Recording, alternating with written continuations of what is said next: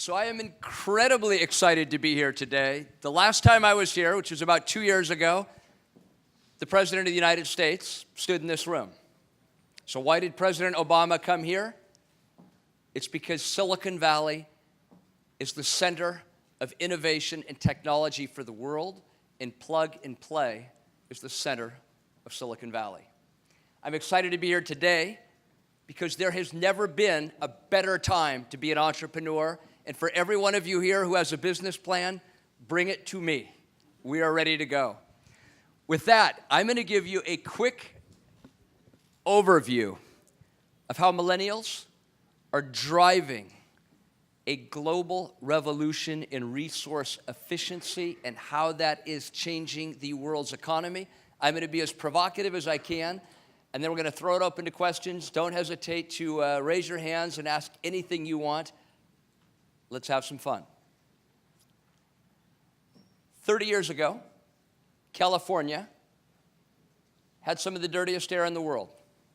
We did something absolutely dramatic that made our air cleaner for the next 3.5 decades. Anybody knows what it is? Guesses? It's not the Clean Air Act. That came out of Washington. That was federal. California unilaterally passes catalytic converter legislation. One state standing up and saying, you may not sell a car in our state unless you adhere to the highest standards of pollution control. Simply put, we had too many cars. Detroit said, are you people crazy? We can't have 50 different standards in the United States. But because of our sheer market power, California changed the world's dynamic. We made cars cleaner for the planet. And for 30 years, our air got cleaner until this, the rise of China. The early 2000s, China began putting on 1 and then 2 new coal-fire-powered utility plants per week, changing the pollution balance for the planet. Today, 25% of the pollution in California comes from China. But as tough as that is for us, in China, the Harvard Health Project projects 83 million people will die of lung-related diseases over the next 25 years. This is what is stimulating a global revolution in clean technologies. Take a look at this chart. Most people say, okay, I get it. We're moving from coal and oil and gas, and someday we'll be in a world of solar and wind, and then I'm not quite sure what comes after that. So let me ask you a question. Of all of the new power that comes online to all of the world's utilities, not just in liberal California and New York, globally, of all the new power that comes on every year, what percent would you all think is renewable, or what year do you think the majority of it might be renewable? How long from now? Take a guess, 20 years? For more than half of all new power coming online globally, 20 years, what do the rest of you think? 6 years? 50. This is the majority of all new power that comes online in a year, 10 years, 50 years. It happened 3 years ago. We're already there. Now, it's going to take a while to turn off all of the incumbent coal plants, but we are already at a place where globally, Africa, India, China, the majority of the power coming online today is already solar and wind. By the way, in the United States, for the last 10 years, we have turned off / decommissioned a coal plant every 11 days. Since Mr. Trump was elected 9 months ago, we've turned off another 20 plants. This is the guy who promised to bring coal back and so on and so on. It is a fantasy. This is what the world looks like, and if you look at it, this curve is only going up faster. Why? The chart on the top. The dark purple is solar, the light purple is wind, both curves heading below the line before it, which is the cost of coal and carbon, and this is only in 2015. If you're wondering when the lines meet, the short answer is earlier this year in 2017. we are at a place in human history for the first time where the cost of renewables, forget the fact they're cleaner, where the cost of renewables is below the cost of carbon-based fuel. There's only one piece missing to unlock this, and that is the cost of batteries. Full stop. My whole life, cost per kilowatt hour of batteries has been roughly $2,000 a kilowatt hour. It makes it financially unfeasible to do power storage for utilities or to sell electric cars. Fast forward to roughly 2010. I'm serving on the board of Tesla. Cost crashes down to $1,000 a kilowatt hour, and for the first time, you can sell electric cars, Teslas, but they're $100,000. They're not commercially viable.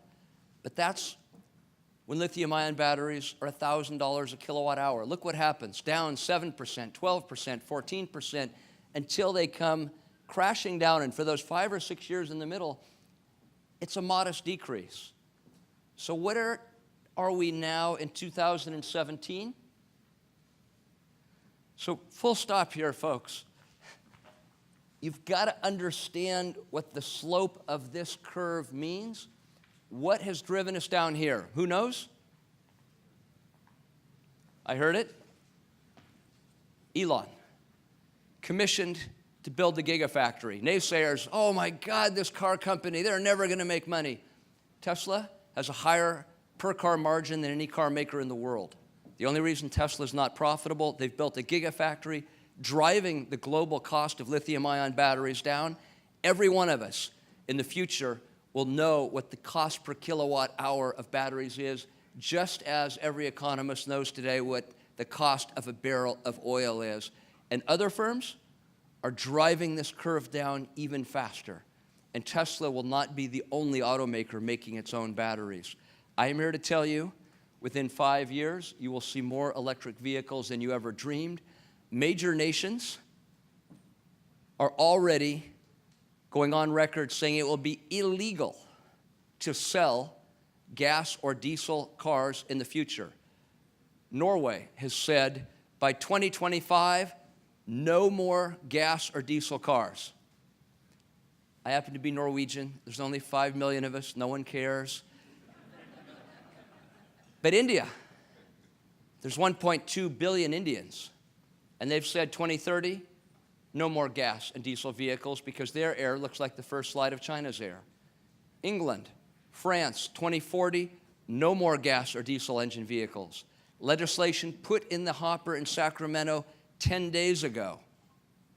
California, no more gas or diesel-powered vehicles in 2040. And I'm here to tell you that because the cost of lithium-ion batteries is going down so quickly, that time will come faster than that. You can see what the scope looks like as the cost of batteries goes down. It's dramatic. And by the way, this steep curve is based on where the cost of lithium-ion batteries was last year, not this year. So what's next? I'm going to change gears. We've been talking about renewable energy. You're here because you're recreating a new world. Renewable energy is not going away. It's coming faster. But what's coming after that, I think, is even more interesting. It's using new technologies, big data, the Internet of Things, sharing economy, to get to a point of carbon neutrality even faster. And it's being driven by three things. First, there's the new ethos.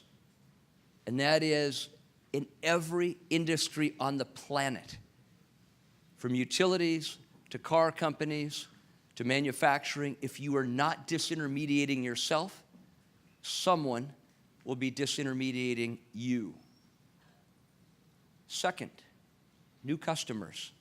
For 50 years, we've had baby boomers who have dominated not just the global economy, but government and politics. And you know the ethos. It's all about who can buy the biggest TV and the biggest car and the biggest house, and then you throw it out and you buy a bigger one and start over. That mindset is gone. We're entering a world We're the largest buying cohort on the planet today, for the first time in 50 years, is no longer baby boomers, it's millennials. People who think like you. And there's a completely different buying mindset. Number one, we have a lot of data on this, reduce your carbon footprint in everything you do. This is what millennials want. Number two, they want complete connectivity in every part of their life. Their home, their car, their office, and they want choices, and they want cleaner food, air, and water. For every one of you starting a company, you need to be tuned in to what this new millennial customer wants. And what's so fascinating to me is the data shows that millennial customers want is almost the same in Shenzhen and Quito and Ankara as it is in Palo Alto, New York, and Boston. That is an exciting change. Third, along with this new mindset and the new customers, are new technologies changing the world. New business models like the Internet of Things, big data, the sharing economy. And I just want to take a minute on each one. This Internet of Things. 10 years ago, the first smartphone was introduced. And I know plenty of people have said, who's going to buy these things? They cost way too much. 2 years ago, 1 billion people on the planet had them. Last month, 2 billion people had them. I just talked to someone, a good friend of mine, they were just re-celebrating their wedding vows. They went back to Africa where they got married, and they went to see the Maasai warriors on the Serengeti plain. I said, wow, how was it? And they said, it was incredibly cool, just like when we got married, except for the warriors are all standing on the plain with smartphones. It's a little different. Everybody in every corner of the planet is on a smartphone, and that is just the tip of the iceberg. Cisco tells us 50 billion IoT devices in every part of your life, from your home to your work to your car to your clothing and your body, is going to be an IoT device. You need to be thinking through how you sell into that network on your way to making a more resource-efficient planet.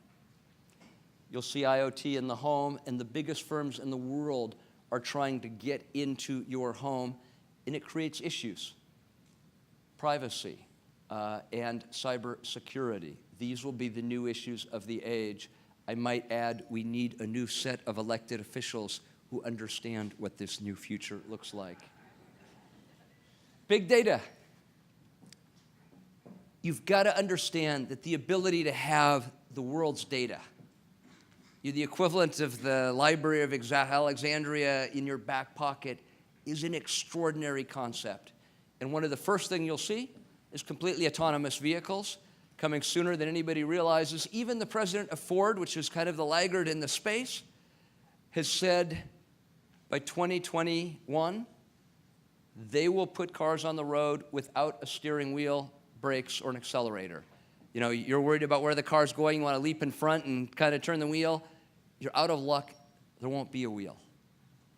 This change is happening faster than you want. I was at a dinner with Eric Schmidt 10 days ago, and they said, Mr. Schmidt, we hear a lot about these things. How far out are we? Is it 5 years? Is it 10? And he said, next year, starting in Arizona, it's flat, easier, a lot of freeway, 18 months of data there, we're going nationwide. It'll change every aspect of your life. Sharing economy, faster than anybody understands. I love to joke when I was a kid, if your parents had done okay, you might get to go to a Hilton hotel someday. And it was kind of the ultimate statement of American power and so on, and why not? Hiltons are in 2,300 cities around the world. Airbnb, 7 years old, in 25,000 cities around the world.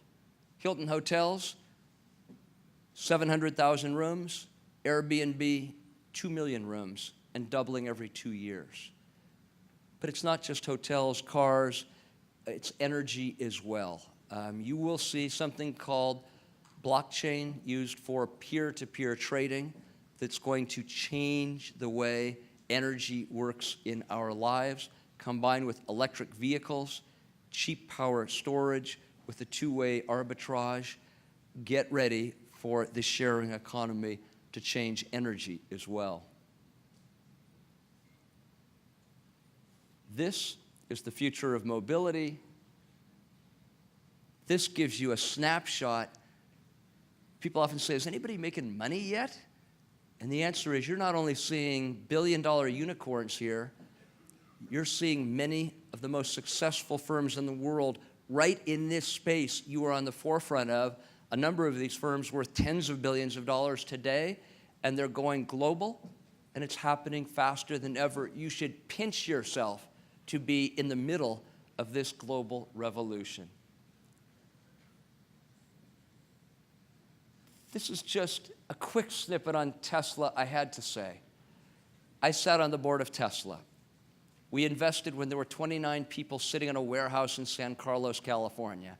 My wife said, for God's sakes, you didn't really invest in an electric car company in a warehouse in San Carlos. Go get your money back. In just 1996, there's this thing called the EV1. You may have seen the movie Who Killed the Electric Car? And I happen to be a Democrat, and there was a big conspiracy theory that GM did this and it was malevolent, and to make it all worse, they crushed the cars in the dead of night. It wasn't a conspiracy, it was a crappy car. Take a look, it's the ugliest thing ever. Barely goes 70 miles, 0 to 60 in 8 seconds, it's a loser, and the marketplace responded. But that didn't mean EVs would always be losers. Just 16 years later, the Model S comes out. Car of the year, highest consumer report ratings ever, safest car ever evaluated by NHTSA in just 16 years. Now you see the Model S coming out now, over 500,000 orders. The biggest selling car in the year is usually Honda Accord or a Toyota Corolla, sells about 260,000. This could double that. And as battery prices go down, so will prices. The car on the right, fully autonomous Mercedes, putting on the road in 3 months. So let me stop here. 1900. The slide on the left, New York City, Fifth Avenue, Easter Day parade. What do you see? Hundreds of horse-drawn carriages. If you look carefully, you will see precisely one car, and you can only imagine what people are thinking. Who is this nut job? What is this crazy smoky thing? Get it the heck out of here. This is going nowhere. 13 years later, same city, same street, same day. The entire world has changed. How many of you think things are going to move more slowly in 2018 than they did in 1900? You're at the forefront of a stunning change in human history. You are the inventors of the companies that will change the world. There has never been a better time to be an entrepreneur. That is why the President of the United States is coming here to get his own glimpse of the future. I challenge you to make your own history. Thank you for letting me speak.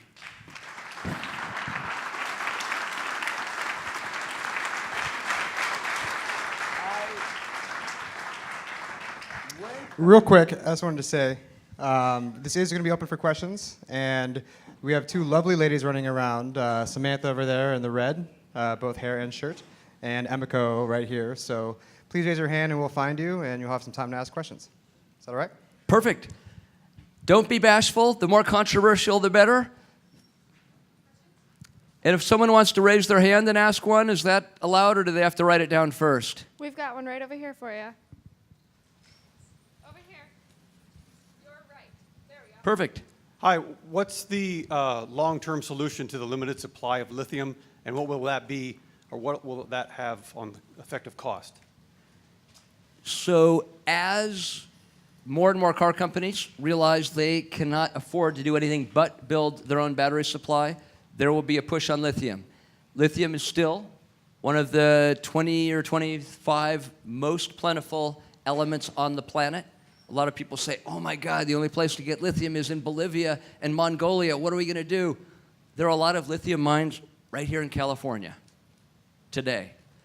The rub is a number of them have been closed down because of environmental factors. We will find cleaner ways to mine it and so on. The areas I'm a little more worried about are cobalt and magnesium.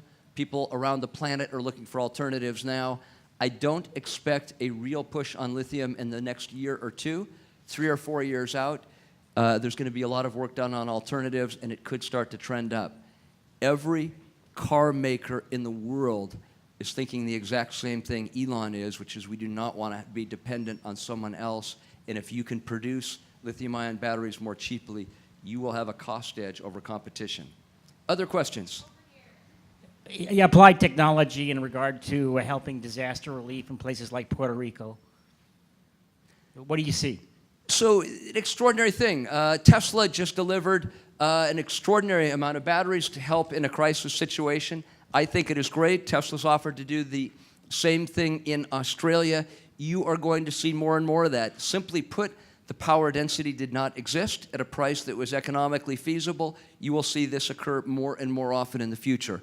By the way, I don't want to limit things just to lithium-ion batteries. They have a huge cost edge now because of the enormous economies of scale that go into this. But I suspect within 10 years, you will begin to see other element types, other chemical formations that will challenge lithium-ion. We're moving toward an extraordinary new world, and nowhere has the brain pool that we do right here. So be part of it. It is world-changing. Other questions? Ma'am. Hi, do you anticipate any sort of geopolitical ramifications in this quick shift from petroleum to electricity? It is a bad day for the Middle East, Venezuela, and Nigeria, and Texas. Serves them right. No.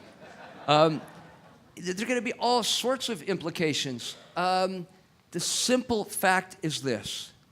Just as we move from an agrarian society to a manufacturing society to an information society, we're moving from a resource-intense economy to an innovation-intense economy. The ultimate asset is brain power. And that means the biggest challenge for the United States is not, forgive me here for being political, building walls and persecuting Latinos and Muslims. The biggest challenge is figuring out how to re-educate our people so we are the global leaders in developing these new technologies. That is our challenge. Other questions? Yeah. Question. I think we have time maybe for 1 or 2 more, and then there's some very exciting presentations right behind me. Yeah, question. You mentioned the electrical vehicle. Doesn't that add to more power, electric power generation, so that we should also look at the renewable energy even much more seriously? Yes. I have to tell you this story. I'm sitting on the board of Tesla. We're rolling the cars out. The Model S, it's a stunning thing, and we're sitting in the board meeting, and Elon's saying the EPA has to stamp the miles per gallon on the cars. And we're all looking at each other saying, there's no gas tank. There are no gallons. What are they going to do? Well, there is a physics equation utilizing BTU conversions of electricity or gasoline to electric use. The answer to this question is, let me explain first. For 30 years, there have been CAFE standards. The miles per gallon for the American fleet when I was a kid was like 14 miles per gallon. It was pathetic, and it inched up to 17, and Carter finally got it in the 20s, and Obama finally pushed it in the 30s, and every auto company in the world came to testify and said, we could never get to 30. You're going to destroy the industry. We're going to lose all the jobs. Tesla Model S, average miles per gallon, 93 miles. 3x anything that had existed before. Here's the interesting number to peel back. If you did not look at the national blended rate and you just looked at Utah, and those poor people build coal plants in every corner of the state they possibly can, the miles per gallon looks more like 45 or 50 miles per gallon. If you're in California, it looks more like 160 miles per gallon, and it's going up. But the simple fact is, because of the chart I showed you, with the cost of solar coming down, no one cares whether you're a Republican or a Democrat. The entire world is moving that direction. That means the miles per gallon of all these vehicles is going up. There is no internal combustion engine company that can compete. That is why everyone, including the president of General Motors, came out 14 days ago and said General Motors is going all electric. Unheard of just 2 years ago. Last question, 2 more questions. Sir. So which incumbent automaker do you think is the greatest threat to Tesla and why? Well, I was hoping for some tougher questions, but let's just tackle that in the meantime. It's really interesting because we were sitting at Tesla with essentially no R&D budget, competing with the biggest automakers in the world with tens of billions of dollars, and we essentially beat them in Chapter 1 of this historic race. There's still an advantage to having R&D dollars. I believe the biggest challenge may not be a car company. Of the car companies, I think the best positioned may be Volkswagen. Enormous global footprint, low-cost provider, and I think there's a good chance they may consider making their own batteries, and they're moving quickly. But I would not rule out Google and Apple. Pause for a minute. My entire life, the 10 largest market cap firms in the world, looking backward, have by and large been 6 oil companies, 3 car companies, and either U.S. Steel or General Electric, sometimes Walmart. We're an oil economy. It's just all oil and cars. That's what the world did. It's all changed. Now you see 5 tech companies in the top 6 moving quickly with Baidu, Tencent, and Alibaba. You're soon going to have 8 of the 10 companies. Exxon is the last oil company hanging on at number 10, about to drop out, and then we'll be done with the oil companies. Don't rule out the technology companies. Apple and Google have huge balance sheets. Cars are really nothing more than computers with wheels on, and they will be tough to beat. Volkswagen and the others will have to up their game. Don't sell them short. They've been doing this for a long time. Last question. Hi. Hello. With the explosion of use of chemicals and electronics more and more, what's your take on managing electronic waste? So, last question is, what is my take on managing electronic waste? And let me just add to it, recycling batteries. First, the good news is we were told for a long time, these batteries, they may work for 3, 4, 5, 6 years. Nonsense. There's increasing data that they will last for 10 or 12 years. By the way, electric vehicles also have service costs that are 70 to 80% lower than internal combustion engine vehicles. It's another reason it's hard to compete. You will see a flurry of companies that take recycling, whether it is used electronic devices or these batteries, into a state of art. We're scanning the globe to look at which companies can do this best now. Because again, this issue of building stuff, whether it is the carbon pollution I showed you on the first slide, oil that ends up off our coasts, or electronic waste, baby boomers didn't care. Millennials are demanding a cleaner world.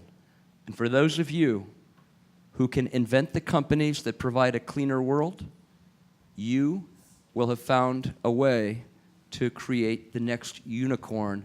All I ask is that you bring me your business plan first. Thank you very much.